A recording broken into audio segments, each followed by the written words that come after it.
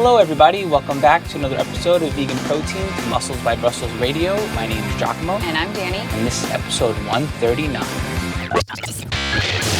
Thanks so much for tuning in. You give us a reason to do this thing. We are pretty excited about this week, or at least we will be by the time this episode is published, if it is when I believe it will be, because we'll be headed out to Plant Build. Well, it's technically Mr. America, but I like to think of it as Plant Build.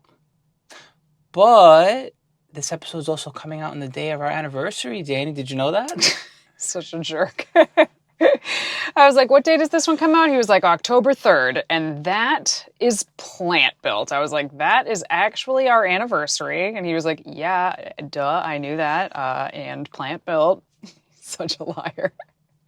Which Plant Built actually isn't until I think the 5th and 6th and 7th, I think. But yeah, it's close. It's close. So it's very exciting, heading down to Atlantic City to go do that. And as we're recording this right now, we are very eyeballs deep in the planning phase of the Vegan Strong Plant Built team, which is, it's a lot. It's a lot. The planning for an event of this size is so much. I love it. This is like a dream come true for me. I get to do my favorite thing, just plan ginormous events and deal with all kinds of people. All right, well, we got to pick up the pace on that because I feel like we're a little bit behind on some of these things, and it's not my favorite thing to do. We legitimately eloped because I didn't want to plan a wedding, because that sounds like literal hell on earth to me.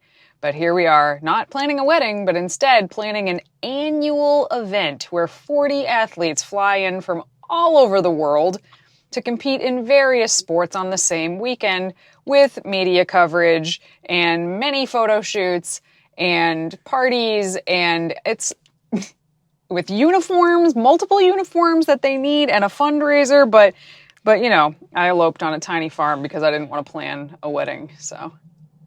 I think this is exactly the way that this week should go down. I think it's fitting. It speaks volumes about what you ask for and what you get when you marry somebody, right? See, you get exactly what you need, right? That's it. Anyway, if you guys are in the area, please come down, support these athletes. They train all year for this event. It's going to be really, really awesome. There is nowhere else where you are going to find this number of high caliber vegan athletes all competing at the same time. It doesn't exist. It's just this. So if you're nearby, I know I'm giving you 1 day's notice, but hey, we've been talking about this for months. So if you're just listening now, that's on you. So, but if you're there, come by, say hi, introduce yourself to us. We would love to see you. So what are we talking about today, Danny? The way we had this written was, are you doing too much? And are you being counterproductive towards your goals? And it's funny because we wrote all these topic ideas for the podcast actually in December of 2022. And now circling back around to actually record them, it's what did I mean when I wrote this thing down? What exactly was I referring to? So we kind of have reinterpreted them a little bit, which is why sometimes you'll get Giacomo's take on it and sometimes you get my take on it. But the gist is, are you doing too much? Are you putting too much of your energy into stuff that is not helping you? And I specifically wanted to talk about junk volume in the gym because I think it's really super duper common, but I'm curious what your take on that particular title was. Well, my initial thought, if you didn't pick up on what I felt about this topic, was doing too much in general and thinking that you're getting the job done. Meaning trying to focus on doing everything, all in your whatever. Are you attacking me? Is that what's happening right now? I could be, if it helps further the conversation. I'd be happy to attack you. Well, the audience tends to love it when we pick at each other. I got my weapon of choice. I'm saying that because I try, though I might. I consider myself to be a pretty focused person, but I'm always focused on 8 different things at once and constantly switching between tasks back and forth, and they all get done. And I think I'm being very efficient, but Giacomo does not think it is particularly efficient. So we should retitle this topic, Is Danny Doing Too Much, and Is It Counterproductive to Vegan Protein? Oh, he's got jokes, guys. He's All got day. jokes today. All right, so junk volume. That's what we're going to talk about. Just kidding. We'll talk about your thing too. So I know we've mentioned junk volume in other episodes before, but just for folks who haven't tuned into other episodes, what would you consider junk volume? Like, what is it? Define junk volume. Well, it's different than what I was thinking. What I feel like junk volume actually is when you just do extra reps for the sake of it, as opposed to the idea of not resting enough and being able to recover and just continuing to hit the gym, or programming more for yourself and then doing it. I feel like that's a way to do too much in general. When I think of junk volume, I think of being sloppy in the gym because you want to do more work just because. Kind of. I mean, that's pretty close. It's basically like any exercise, and particularly we're talking about weightlifting, but I assume this is likely true for endurance sports as well. Any exercise that you do that like exceeds what your body can actually like use to adapt is just junk volume. So there's a certain amount of work that gets us results based on research, and we'll get into that in a minute. And anything above that amount, especially if it's done like in a certain period of time, like it's junk. Yes, you're doing it, you're showing up, you're putting in the work, so you can give yourself a little gold star for that, but is it actually doing anything? Is it actually helping you get to your goal? Or could you have like cut your workout in half and actually had it be just as effective? That's the junk volume. And I see a lot of junk volume in the gym. Example number one, specific example number one, hitting a 1 rep max and doing it like once a week when it's not part of your program. Why are you doing it? For example, to me, that's a perfect example. You're shaking your head. I don't think that's Nobody can see you shake your head in a podcast, Danny. We're going to have to record you as well. Listen, Stay with- if okay, we go had a ahead. better podcast setup and we weren't sitting in our closet, maybe we could do a video version of this and you could get the full spectrum of the variety of faces that I make when we're recording this. Or we could put a camera in our closet. That's going to be a hard no from me.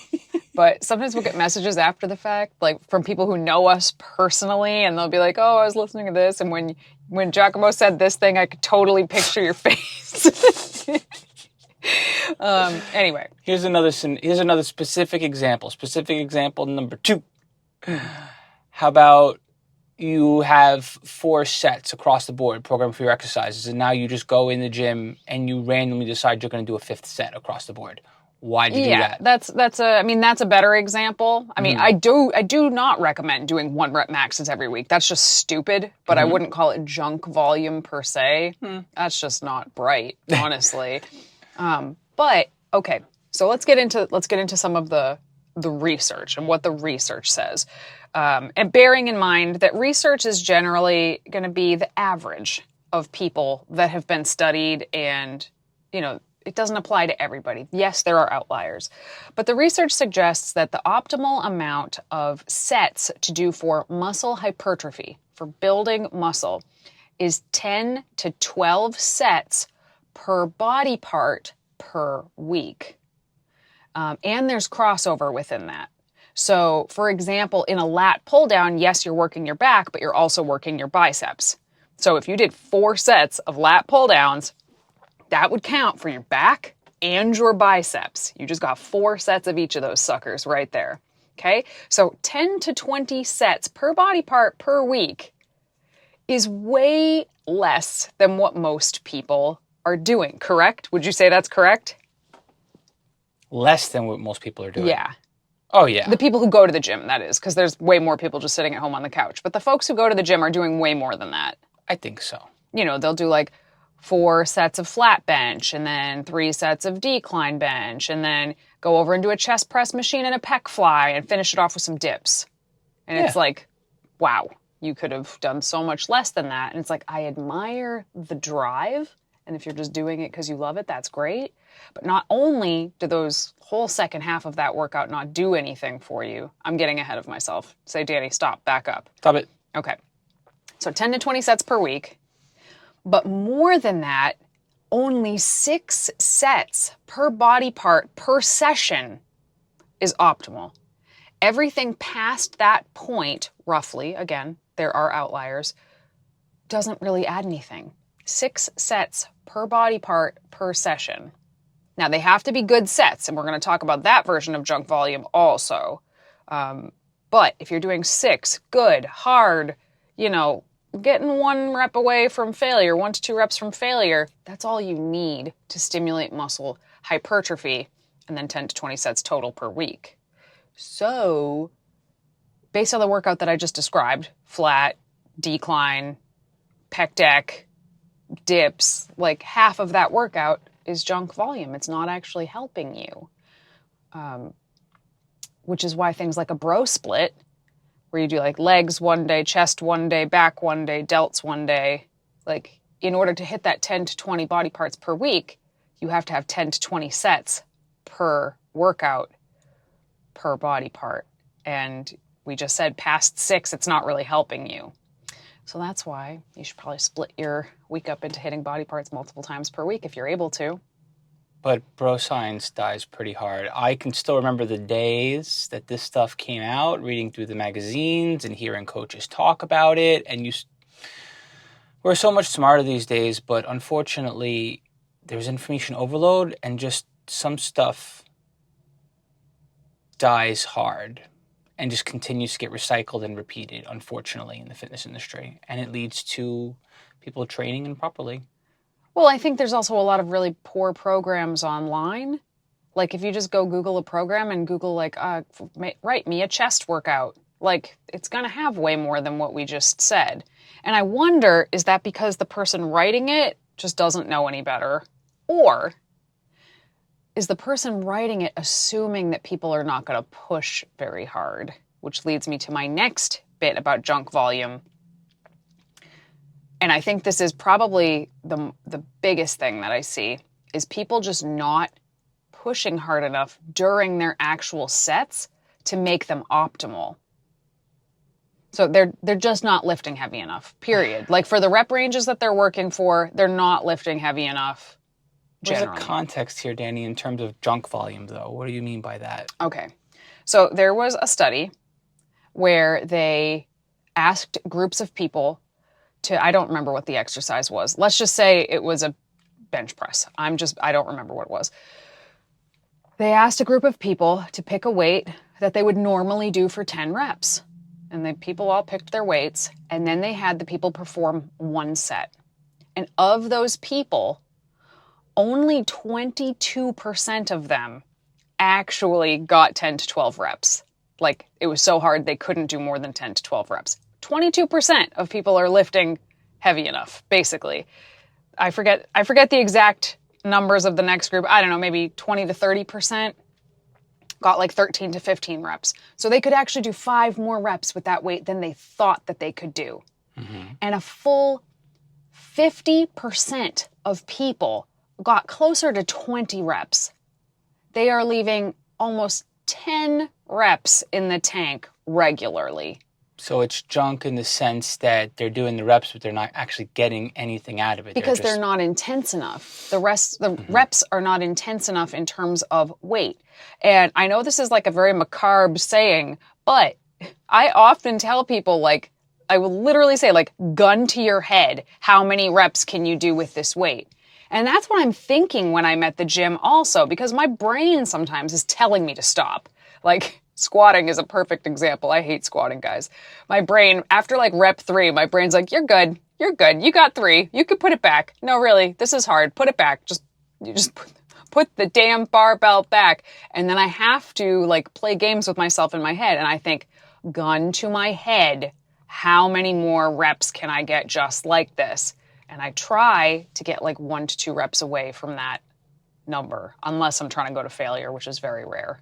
Which is repetition reserve or rate of perceived exertion kind of way. Managing your fatigue by measuring your fatigue, the intensity of the lifts, as opposed to just trying to hit a number. And for those of you that aren't already familiar with that concept, you're literally rating your lifts. So the easiest way to do it would be like to grade your lift easy, normal, hard, failure. And like, where do you rank in terms of those? For example. You're right, but people are notoriously bad at this. And I mean, I know that I'm not the best at this. There have been times where I've been the exact person in that study. I think I'm lifting really heavy, and then one day I say, let me take this to actual failure and see how many reps I can get. And then I'm like, crap, I have been underselling myself on this exercise for a while, haven't I? Or the alternative, where you think you could actually do more and you wind up not being able to. That almost never happens to me, personally. And I don't think it happens to a lot of people. And I think especially it doesn't happen to women. Women are much more likely to err on the side of caution in terms of the weight that they're picking up off of the rack. And they're often leaving way too many reps in the tank. And I'm even talking about women who have fully embodied the idea that strength training is good for them. They're not afraid that they're going to get bulky and manly looking. They're into the weightlifting. I still think a lot of women are leaving some on the table. And it makes a lot of the reps that they are doing not count as much as they could have. And I actually heard Greg Doucette, who watches Greg Doucette? I would be very curious here if anybody else does. I actually really like him. He's a very polarizing guy. You're going to like him or you're going to hate him. He's annoying as hell, but it's like a character. He kind of sounds like Gilbert Gottfried a little bit. But the stuff that he actually says, I think is pretty good, actually. I think the man knows his stuff for sure. Anyway, he said something at one point and it stuck in my head and I thought it was a really great idea. And his whole philosophy is train harder than last time, which to me is just like a really catchy way of saying progressive overload. But he said, if you're doing a set and you're supposed to do 10 reps, and you know you have more in the tank by the time you get to 10, do another rep. Do another rep after that. He was like, rep 11 will count more than the first 10 combined. And rep 12 will count more than the first 11 combined. And it's kind of like what Bruce Lee said, where I think it was Bruce Lee who said, I don't start counting the reps until it starts to burn. Or Muhammad Ali, same thing. He actually, Maybe it was Muhammad Ali. I think it was Muhammad Ali you're thinking of. And I don't recommend people actually do that in the gym, count all of your reps, please. But the concept of it's only after a certain point of intensity that it's really doing something to stimulate your body to change. And anything that isn't there is junk. Hey listeners, we hope you've been enjoying this episode and we appreciate your love of all things vegan fitness. For those of you who want even more support on your vegan fitness journey, check out our Muscles by Brussels community and become a member. By joining the team, you are one of our exclusive VIPs. As a member, you'll find over 200 macro-friendly, high-protein recipes that can meet any of your meal planning needs. You'll also receive training programs that update monthly. This training has progressive overload built into it, so you can be sure if you're following the program, you are making progress. All of this and more is located inside our Vegan Proteins members-only app. As a Muscles by Brussels member, you'll unlock bonus courses, challenges, and more every month. You'll also be invited to our live Zoom video calls, which happen 2 times a month, and are absolute gold to those who show up. And if you can't make the calls, don't worry, you have the opportunity to email us whenever you want. You'll receive a video response to all of your questions from one of the coaches here at Vegan Proteins every time you message us. Members also receive 40% off many of our other services. And of course, our private community of like-minded individuals is like no other. Best of all, you can try this membership out for a full month at no cost to you with this special offer for our listeners only, because we appreciate and want to fully support you. Use the link in our show notes to sign up for your free trial today. We hope to see you on our next live coaching call. So the idea is to make sure that the intensity is there, to not create junk volume when you're lifting according to the program. Then the other idea, to reiterate, to drive that point home, is that don't do a whole bunch of extra stuff just because you're feeling it. Right. And then outside of that, what are some other examples of ways that, well, what about lifting with poor form? Well, yeah, I mean, that's junk, but it's not like junk volume. That's just poor lifting. Like junk volume is a very specific thing. I think the only other thing that I can think would be considered junk volume is kind of for a similar reason is really high rep sets. Okay, so aside from not getting the kind of results that you are looking for, assuming that you could create an infinite amount of junk volume without any consequences, which is obviously not true, what are the actual consequences, gains aside, of creating junk volume? I think that's an important spot right now to pivot with. Okay, well, gains aside, Mm-hmm. which yes, you're not making gains with Right. those. You are wasting your time. Okay, And I that's don't know one. about other folks, but that's a cardinal sin to me. I don't have time to waste. When I was younger and I had more time, I would totally be the person in there doing a lot of this stuff because I had very few stressors and lots of time, and I just do whatever I felt like in the gym that day. Now, like, my workouts need to be as efficient as humanly possible from the second my foot like steps out the door to go to the gym to the second I get home. I'm not wasting time at all when I'm at the gym. I'm going to optimize every single thing I'm doing there. Also, depending on what you're doing, it could hurt your recovery. You know, like Right. if you're doing more than you can well recover from, then by the time you go back to do your next workout, you might still not be totally recovered. And then you're wasting some of your really good sets not being fully recovered. So you're wasting your time, you're not recovering properly. The obvious thought that keeps repeating in my mind is the idea that you're putting strain on the wrong areas of your body, like just repeating stuff, like your connective tissue, for example. So Yeah. those kinds of repetition injuries that were easily avoidable, Mm-hmm. that's kind of tragic when you think about it, that you're hurting something else and you're not even working the muscle you want to be working. Yeah. For various reasons, whether you're not hitting it hard enough and now it's a repetition injury on your connective tissue, or whether you're doing too much and now you're hurting your muscles and your connective tissue, as an example. Both bad. Yeah. Your muscles, like your skeletal muscle, can handle more than your tendons and ligaments can. They can handle more stress. They adapt faster, I should say, than your tendons and ligaments. So you definitely don't want to hurt those. They heal so slow. Tendons and ligaments, they heal so slowly. Don't hurt them if you can. But to me, I think that's really, really important, is just to make sure, and I guarantee you a lot of people listening to this can relate, like the workout needs to be optimal.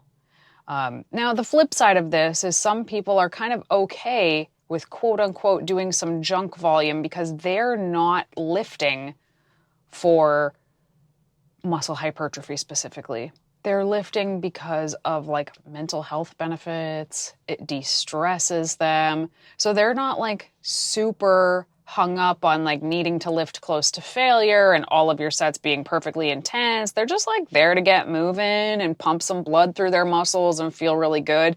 And that is totally fine. Everything we just said is pertaining to muscle hypertrophy. I guess I'd still argue that they could do different things to get that endorphin rush instead of too much of the same thing and potentially hurt themselves for the sake of. But if they're working not on going their- heavy enough, they're unlikely to hurt themselves. I suppose you're right. Yeah. It's just at the end of the day, whatever makes people feel good and move their bodies, like I support that. But for people who want to optimize what they're doing, you know, those are the people who would want to pay attention to everything we just said. And then when it comes to strength, I actually think it's even less. I think when it comes to building your strength, like actually getting stronger, I think it's even easier to do junk volume, believe it or not. But I am not, I'm not well read enough on those numbers for me to just spout them off the top of my head. No, but you are right about that. You can hurt yourself pretty easily when you're lifting for strength. Yeah. It makes sense, again, because you're lifting much, much closer to failure more frequently, I would say. Even though you should not, even if you're training for strength, be pulling your 1 rep maxes every week. That's like a coach's nightmare right there. All right, so there's my bit on junk volume. So let's pivot to what you were saying, Giacomo, like just doing too much and wasting your time, I assume, not getting to your goal. Tell me what you're thinking. Well, there's the idea of doing things efficiently and doing them well, and then there's the idea of trying to do everything. And for those with a growth mindset, those who like to overachieve, those who have big goals, big ideas, big dreams, sometimes I feel like it's hard to figure out when you have to do as much as possible efficiently and still take care of yourself, and when you're shooting yourself in the foot because you just have to do everything. I don't know if I'm really making sense here, but I see a lot of people caught up in a hamster wheel. When you're caught up in a hamster wheel and you're not doing brain dumps and you're not analyzing your process, when you're caught up making sure all of your boxes are checked and you're not. Now, are you still talking about like health and fitness, or are you just talking about life in general? Life in general. Okay, just I mean, checking. No, I'm just checking. Yeah, you can relate it directly to health and fitness, I suppose. We can go there as well. You're not focused on other areas of your nutrition planning and programming. You're not focused on other areas of your training planning and programming, and you're just doing it. I have to eat these meals and I prep them on these days and these exact foods, or I have to train these exercises on these days and do it efficiently and not create junk volume. Yeah, but are you looking at the big picture of how you're training throughout the year and what your goals are? For example, you're missing the forest for the trees, or are you making sure that you're eating a variety of foods? Are you actually focused on what your goal is for your body composition? Are you looking at that, or are you just making sure you're doing everything? I feel like it's very easy to get caught up in the idea that you're accomplishing and you're doing lots of things. And if you don't do those things, you're going to falter. He is attacking me. I'm attacking anyone that absolutely gets caught in their own way and they cannot see it and they need to hear it, including myself, honestly. I'm attacking myself, quite frankly. And it can be really hard to get out of that state of being. It can be really hard to take your mindset and be like, psh, I cannot get out of this. This feels good. And that just because it feels good, that's not a reason to keep doing it this way. What can I assess? How can I change what I'm doing? Even if the fear and the anxiety around assessing is enough to stop you from doing it, it's all the more reason to find a way to assess what you're doing as opposed to doing everything that you feel like you should be. So. Okay, that was a lot. That was a lot, but I think I kind of mostly follow you. A little bit.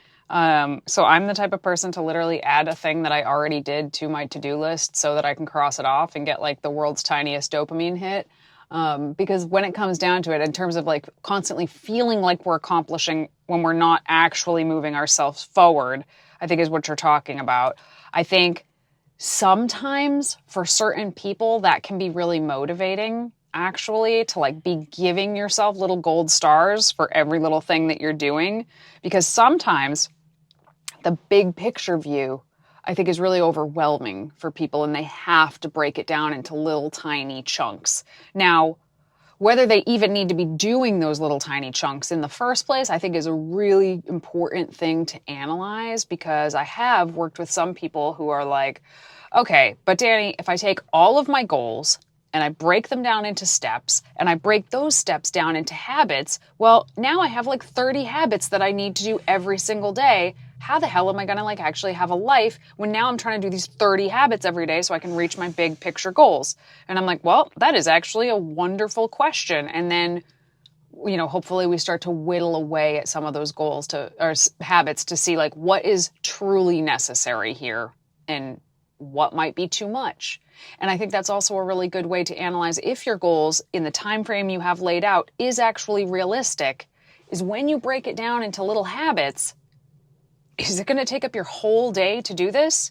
Well, then it might not be realistic, and you might have to take some of those goals and push them out for a while until you reach other goals, and then cross that off and then replace it with a new goal. You don't have to be working towards all the goals all at once. No. And just because something's overwhelming and you're breaking it down into smaller steps doesn't mean you have to live there and actually focus on, think about, calculate, and execute every little step that you've just broken down. All that means is that you're taking a look at your big picture, you're assessing, reassessing, and then thinking about the chunks and the ways that you'll break down your projects and your goals over the course of a year, as opposed to getting caught and stuck in your own lane and in your own way and in your own processes without thinking about what you're actually doing. And I feel like it helps your mindset. Realistically, no, you can't do all those steps all at once, and you can't even necessarily understand how you're going to do all those steps. However, if you don't chunk things out throughout the year by thinking about them a couple times a year, you're going to find yourself mentally unhealthy while you're overreaching. At least that's my opinion. Yeah. I don't know. I think most people, they're just not going to be able to keep up with it, and their goals are just going to totally fizzle out. I had a couple goals I set at the beginning of the year that completely fizzled out, and I just had to realize just what I just said. Like, it was, these particular things were just too much all at once. Maybe we'll give it the old college try again next year, but this year I'm going to have to let this one lie because I have too much else going on. And that's a fine thing to do, as opposed to not accept the fact that some things can't happen in the timeline in which you want them to happen, so that you can not let go of that, but be more realistic about when you're going to do things, and your priorities are going to fall in line the way that they need to, as opposed to worrying or taking up more of your brain power than you need to doing things. You can make smarter decisions that way, for sure. So maybe less directly related to quote unquote junk volume, but still, I think there's some similar... The junk volume of life. No, it's true. Like, I'm a huge fan of just, like, trimming the fat. And I don't just mean, like, physically. I mean, like, in my entire life, sometimes even to my own detriment, I will just... And Giacomo is even more guilty of this than I am. If it's not 100% essential, like, it's got to go. And we got to get rid of it. And that could be things, that could be like relationships, that could be things on our calendar, that could be all sorts of things. Like, if it is not adding to what we need to do, it has to go. And I actually don't think that's the greatest way to live, because then you never actually like rest and stop and take a break and smell the flowers. But, you know, there is a lot of stuff that I feel like people are spending a crazy amount of time on, and then they turn around and they're like, "Oh, I can't reach these goals that I set." And it's like, well, based on your little time journal that you're keeping here, you spent 4 hours watching TV last night. So Shots fired. Ouch. maybe we could... I wasn't talking about you. So that's still a little saltiness there. Giacomo watches like the least TV. That's funny. You would think that's about you. You watch like one show one night and you think I'm low-key attacking you on the podcast. No, but I'm talking about when people are like, but I don't have time to do X, Y, Z. And I'm like, keep a time journal for a couple days. And then we go over it and it's like, okay, well, here are some places where you're saying you want this thing, but you're actually doing this. They're not in line with each other. So either like you're not living in line with your goals, or your priorities are different than what you want them to be. And that's a really hard pill to swallow when you have a list of things that you want very much to be a priority, but the fact of the matter is right now they're not. And it would take a big shift to change them. But first you have to acknowledge, like, okay, right now I have been prioritizing my downtime more than my fitness. And I would like to prioritize my fitness more. So you have to rearrange that. And you have to think about the downtime that you're prioritizing and whether or not it feels like extra downtime. Because how bad is that when you can't stop it and then you look back and you're like, this doesn't feel like downtime. This is just me worrying about what I'm doing and quote unquote calling it decompressing or downtime. That's the worst. Giacomo and I have had that conversation privately this week, that I struggle with that so much. I think I've mentioned it before. Like, I really, really, really have a hard time like relaxing. I can do a lot of things that look like relaxing, but am I actually relaxing? Unlikely, because my brain is always going 100 miles an hour. And that's a me problem, but I think probably a lot of people can relate to it. You know, you get a minute and you're like, oh, I'm going to watch this thing that I really wanted to watch. You're sitting down and you're looking at the TV, but your brain is doing something else, or you found yourself picking up your phone, scrolling through this, or checking your email, or yada, yada, yada. coming up with podcast ideas. I kid. All right, let's move this on to our question and answer. Danny, I have a really, really hard time counting calories. Yes, I have my FitnessPal, but what about when you make a 15 ingredient meal and you don't know how many portions it will be? How do you handle all that? Or do you just eat super, super simple to make it easier? So I don't think the answer is to eat super, super simple for that reason anyway. There are other reasons somebody might want to eat very simply, but if they have MyFitnessPal, what you would do is you would go to recipe, create recipe, enter your entire recipe. So you enter every ingredient of your recipe. Let's say you're making a stew or something. You'd give it a name, Danny's Stew.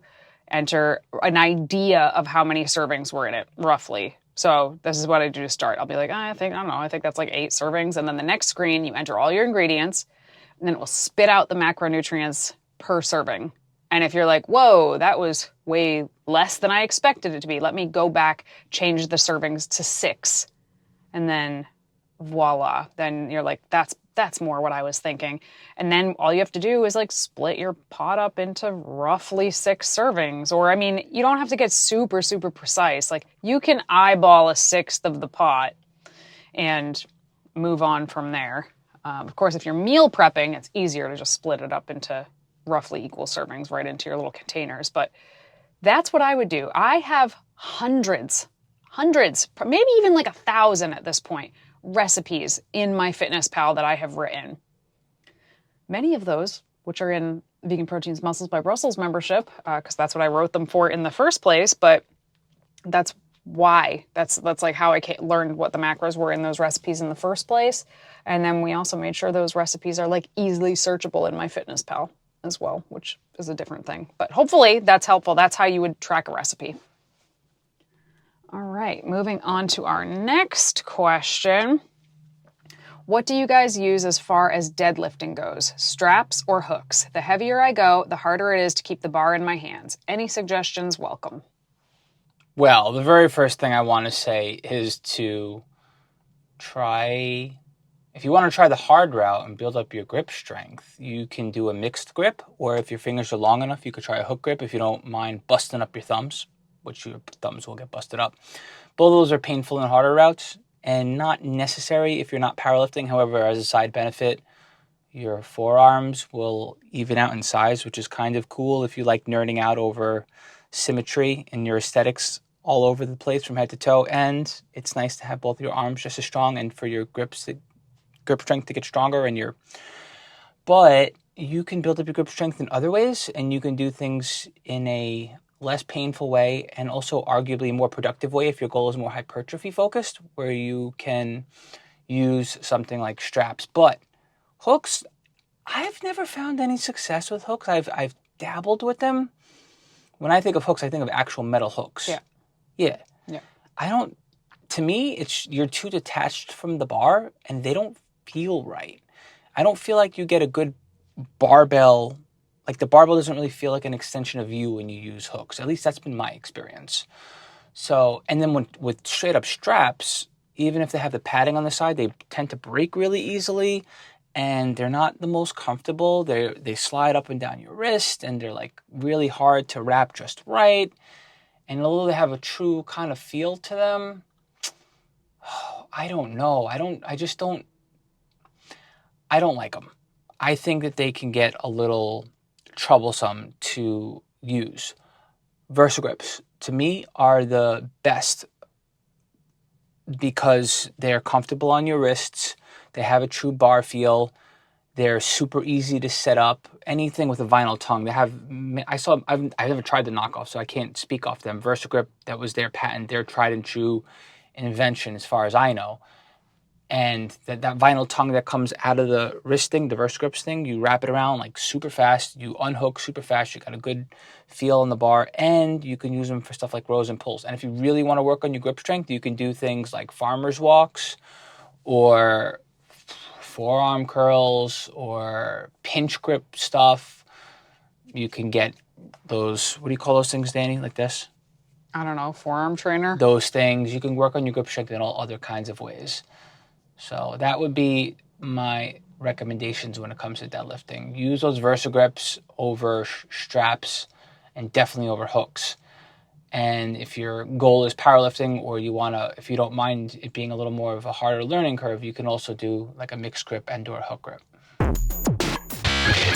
All right, everybody, thank you so much for tuning in to another episode of Vegan Proteins Muscles by Brussels Radio. If you have any questions that you'd like answered on the podcast, please send them to us, coach@veganproteins.com, along with any coaching inquiries.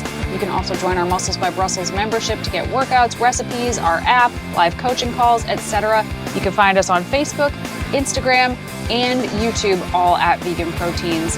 Once again, thank you so much for tuning in. My name is Danny. And I'm Giacomo. And we will talk to you soon.